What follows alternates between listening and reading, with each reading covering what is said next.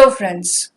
Now this question which I asked you earlier is not so easy as it appears to be, and the answer, most of you have guessed the correct answer, amniocentesis, is only a proxy answer because the most correct option is not there. What I feel is that because it's a memory based question, people have not been able to recollect the question properly and even the options. In an exam, when you see an option which you have not read before, never heard of that name before, it's difficult for you to remember it after the paper. So the correct option, according to me, is not there in the question right now. Let us see what we can do with this question. See, my way of teaching is not giving you a question and then telling you which all options are correct, and because these options, telling you which all options are incorrect, and just because these options are incorrect, the rule of ruling out, as you say, the other option is correct. That's how you answer in an exam. That's not how you prepare for an exam. When you prepare for an exam, you should be completely aware of everything that is asked in the question and all the options individually. So let us see what we can do about this. This question relates to prenatal screening and diagnosis and in a high risk population. So let's see what all prenatal screening and diagnostic tests we have available right now. The screening can be done for general population or it can be in a high risk population as is asked in the question. For general population, if you have read anything regarding this before, you will know there's a first trimester screen which includes nuchal translucency, which is an ultrasonography feature, and includes the dual markers.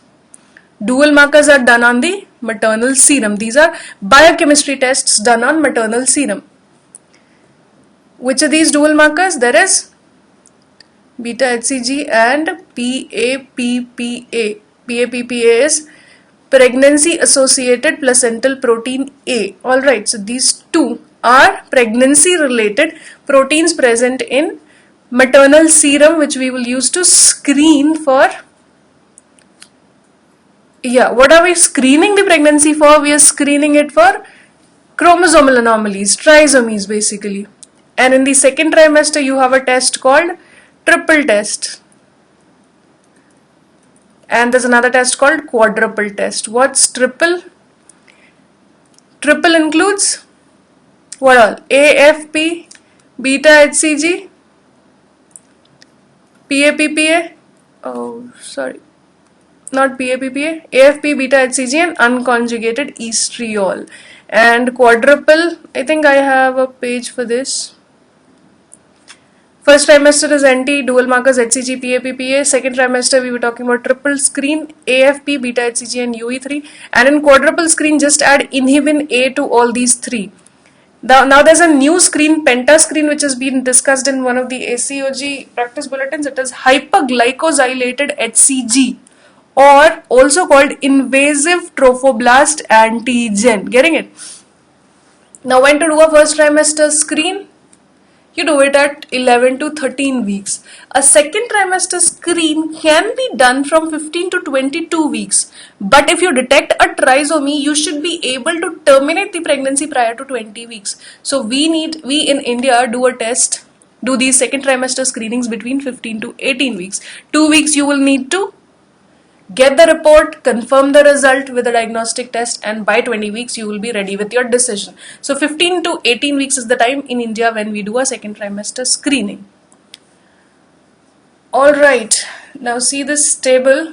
First trimester NT, PAPPA, beta HCG done between 11 to 14 weeks. The detection rate of Down syndrome, that means in 82 to 87% of the cases only it will be able to detect. And out of 100 babies of Down syndrome, there's a possibility that you will miss 13 to 18 of them. That's a big number. Triple screen alone without the USG feature NT, triple screen alone has a detection rate of only 16 to 69%. That's quite low. 30% of your babies will not be detected despite having Down syndrome. And quadruple screen increases the detection rate to 81%. So this and this have acceptable detection rates, not very high. Pentascreen, the new screen added, which has hyperglycosylated HCG, as a component, or also called invasive trophoblast antigen, done at the same time. The second trimester screens are done at 15 to 22 weeks, and in India, as I said, 15 to 18 weeks. Now the data regarding detection rate here is limited. You won't be asked this. What can be done to increase the sensitivity, the detection rate of these, is using them in combined ways. You can combine a first trimester screen with a second trimester screen, and then you can collectively give the report. There are two kinds of combined tests. There's integrated and there is sequential. What we do in integrated is we do a first trimester screen, then we do a second trimester screen, which is usually quadruple, and here you give NT and dual. Out of dual you only do PA-PPA, because beta HCG can be done in the second trimester as well. And then you don't give the report after first trimester screen, you give a report after the second trimester screen. What it does is result at second trimester screen. What it does is it increases your detection rate. Alright, the problem which we had has been solved to some extent. Sequential is you do a first trimester screen, and then you divide them in 2 or 3 groups. The ones with the highest risk of having an anomalous baby, a chromosomal abnormality, will be subjected to definitive tests, that is amniocentesis, or which I'll be talking about later.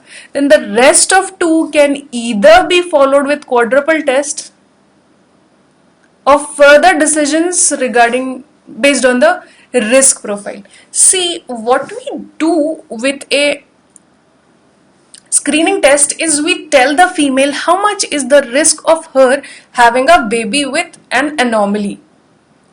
We give the risk, like in triple test, if you see a report, they will say whether the risk of the female is less than or greater than this number 1:250. This is your general population risk. If it is lower than the general population, it is good enough. If it is higher than the general population, that is less than 1:250 chances of her having a Down's baby, then it is reported as a positive test or a high risk test. When you get this high risk test in any of these, quadruple screen, triple screen, or a dual test, first trimester screen, second trimester screen, what you do is you are just aware now that the person is in high risk of having a anomalous baby, a chromosomally anomalous baby, but we have to be definitively sure. So what we do is we advise her an invasive testing, which will give you a chromosomal material.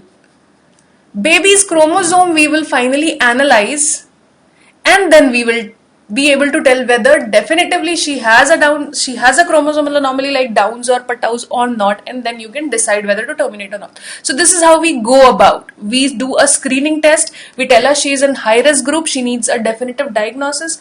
Definitive is this was a proxy, this was maternal serum telling you that probably something is wrong with the baby. Right, these screenings done on maternal serum, they just tell you probably something is wrong. The baby is secreting its proteins in different amounts, so there's something wrong with the baby. What you do later is you do an invasive testing, because now you want the baby's chromosome. To be able to get the chromosome of the baby, you will have to do something invasive. And then when you get the chromosome, you analyze it, you finally tell the karyotype, the chromosomal makeup of the baby, whether it is 21 trisomy or Patau's 18 trisomy or 13 trisomy or anything else. And then you will tell the mother before 20 weeks to get the pregnancy terminated. That is how we are going about with in a non-high risk population. Alright. So that is what we were discussing here. First trimester you do this, second trimester you can do all this, and this is how your detection rates are. Then we combine tests. Integrated, as I said, you do a first trimester screen, you do a second trimester screen, then you give the result. Integrated, at 11 to 14 weeks you do a NT scan and you do a PA-PPA. And at 15 to 18 weeks you do quadruple screen. And in the end you give the result. Withhold first trimester screening test results until second trimester results. So After this test, you will give a result. The detection rate rises to 96%. That's quite high. Then serum integrated is you just remove NT. So at 11 to 14 weeks, you're only testing the serum. You're not doing USG. You do PA-PPA. And here at 15 to 18, you do a quad test. Here too, you will give the result at the end of second trimester. The detection rate falls. It is 88%. Then there is sequential testing, where what we will do is we will give the result after the first trimester screening. Stepwise at 11 to 14 weeks, again you do NT and PA-PPA, and you tell them the result. If it is positive, that is 1% of the highest risk women will be subjected to a diagnostic testing or cell-free DNA screening. That means the first trimester screen, these two tests only have told you that the female has a very high risk of having an anomalous baby. What I do is I don't subject her to a second trimester screening. I directly do a diagnostic screening. Cell-free fetal DNA testing we will be discussing later in this video. And if it is negative, that is if it is in the low risk, you subject her to a quad screen at again 15 to 18 weeks. Contingent is similar, 11 to 14 weeks you do NT and PA-PPA, and you divide them in three groups. The highest risk again will be subjected to a diagnostic test of cell-free DNA. The lowest risk of women who have the 15 to 20% lowest risk women will not be subjected to any further testing. You don't follow up them for a quad test. And the intermediates, like if you get a graph like this 1% is the highest risk, this 15 to 20% is the low risk, and this is your intermediate risk area. These will be subjected directly to definitive testings, invasive or cell-free DNA testings. This you will subject to quad screen, and these you will send home. Right, that is how you do a contingent screening. Contingent sequential screening. This has a lower detection rate as compared to this stepwise sequential, because here you are subjecting every female to, every negative case will be subjected to a quad screen. So the detection rate is high. When you exclude this 15 to 20% of those who have lowest risk in first trimester screen, your detection rate decreases to 88 to 94%. Alright. Now, yes, we were discussing about cell-free fetal DNA. As I said, when you get a positive screening test, which could be a dual test, an NT scan, a triple test, or one of those combined tests, or a sequential test, this result you will get at the end of first trimester, and this you will get at the end of second trimester. So you have been told by these lab reports that the couple is at a high risk of having a chromosomally anomalous baby. Right, what do I do now? Anomalous. What do I do now? I need the chromosome of the baby. Where do I get that chromosome from? I do an invasive test, right? That means you either collect the amniotic fluid by amniocentesis, or you collect the chorionic villus cells by chorionic villus sampling, CVS. Is there any other way you can get fetal DNA? Yes, there's a thing called cell-free fetal DNA testing. There are free fetal DNA present in maternal serum. So this is done on maternal blood or maternal serum. Done at what weeks? It can be started at 9 to 10 weeks. And it detects what? Cell-free fetal DNA. Now maternal serum normally has a lot of free DNA. Any serum, anyone's serum will have free DNA particles in it. In a mother, in a pregnant female, 3 to 13% after 10 weeks are going to be fetal. You're getting what I am trying to say? You check the maternal serum for free DNA, out of which 3 to 13% will be fetal. Then you analyze these fetal free DNA for any chromosomal anomaly. Right, here you don't have to be invasive, you just need maternal blood. So that is the advantage of cell-free fetal DNA testing, can be done after 9 to 10 weeks and is non-invasive. It is called NIPT, non-invasive prenatal testing. So this test can be done as early as 9 weeks of POG and can be done until delivery. Right, so what are the indications? According to this guideline given in 2012, the indications are high-risk women, like maternal age 35 years or more, fetal ultrasound says there's increased risk of aneuploidy, or there's history of prior pregnancy with trisomy, as our question says. Positive test result for aneuploidy including first trimester, any of these tests are positive, you can do a cell-free fetal DNA testing as the tables indicated. Then parental balanced Robertsonian translocation. What is balanced Robertsonian translocation? That's a different thing, that will require another video. Basically, in parents with balanced Robertsonian translocations, there is increased risk of trisomy. In the fetus, the translocation becomes unbalanced. So they are at very high risk of having, it is around 3 to 12%, 3% if maternal, 12% if fetal translocation is there. So in that case also the couple is at a high risk of having a chromosomally anomalous baby. So these are the indications as was stated in 2012. Alright, we have discussed already circulating cell-free DNA of fetal origin comprises of 3 to 13% of total cell-free DNA in maternal serum after 10 weeks. And the testing can be done as early as 9 weeks and can be done until delivery. There's a report called no-call test. You can sometimes get a report which is saying it's a no-call test. Normally you should have this much, 3 to 13% of fetal DNA, free fetal DNA in maternal serum.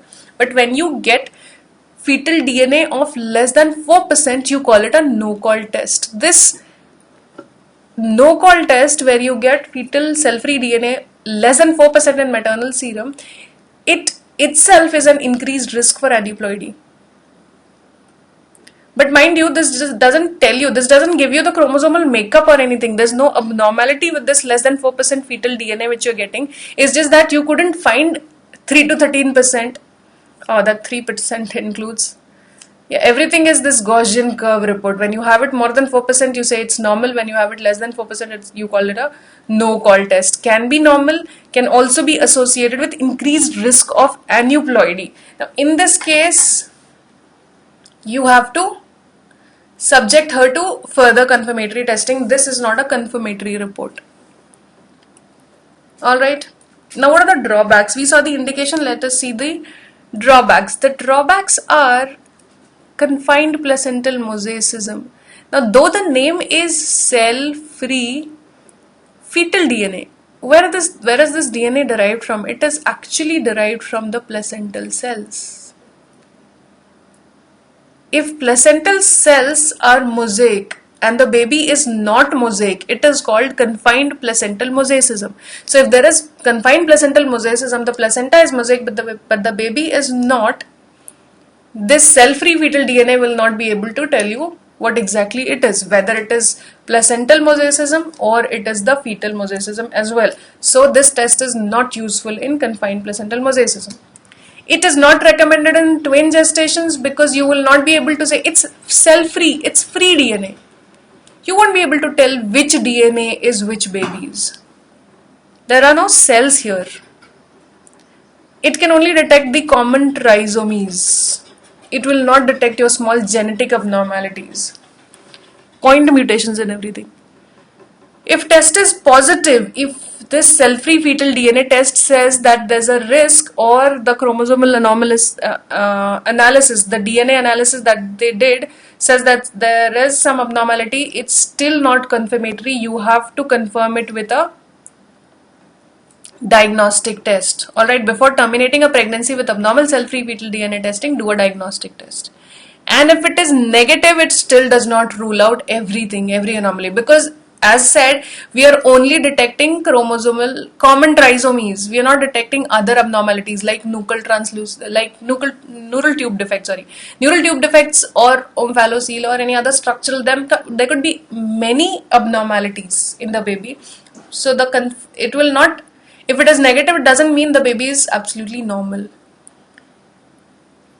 And in 2015, they came up with a revision. They said now that if a fetal structural anomaly is detected on ultrasound, I forgot to write on USG. If there's an anomaly on USG, then advise a diagnostic test rather than cell-free fetal DNA. So if you're asked, there's an anomaly in the baby, what is the test you can do? You can do a cell-free fetal DNA testing. Alright. Now, as we said, after all these previous things, the screenings, the dual, the triple markers, or your cell-free DNA, if all these are abnormal, you subject the female to invasive testing. Invasive testings are chorionic villus sampling and amniocentesis. These we'll be discussing in the next videos. So finally, to end this talk, I want to ask you, what do you do with the general population? A patient comes to you, to your OPD at say 6 weeks. What do? I ask her to get an NT scan and a dual test at 11 to 14 weeks. Fair enough. I give her the report. My detection rate is 82 to 87%. Alright, when I give her the report, if it is negative, I have to tell her. If it is positive, if it is negative, I have to tell her that 13 to 18 cases will be missed. So what do? Nothing. If you're choosing to do only first trimester screen, you will not do anything. If it screens positive, high risk, what options do I have? I can do cell-free DNA testing. If that is still positive, I can do a invasive testing. And if it is negative, I will tell her, madam, 13 to 18% chance hai ki you could still have a baby, anomalous baby, and you let the female decide. The other thing is, you can do a combined screening. NT and you did, when you do combined screening, when you decide to do combined screening, you do only PAPPA in the first trimester. And then if you tell the report to the patient, it becomes sequential, because then you will decide who to subject to invasive testing directly or who to follow up with quad screen, right? And then if you don't tell the report in the first trimester, you tell the report after second trimester, then it is called combined. Every woman will be subjected to both tests, a first trimester screen and a second trimester screen as well. Now there's another patient who visits you at say 14 plus 2 weeks. What do? I have the option of triple test, which has a detection rate of only 69%, quite low, or an option of quad test, which has a detection rate of 81%. So you can do this in this female, and if any of these test positive or high risk is there, you can do again cell-free fetal DNA or invasive testing. This is how we screen the general population and diagnose chromosomal anomalies in them. Now, coming up next in my next video is what is to be done in high risk population, as your question asks, and who are these high risk populations.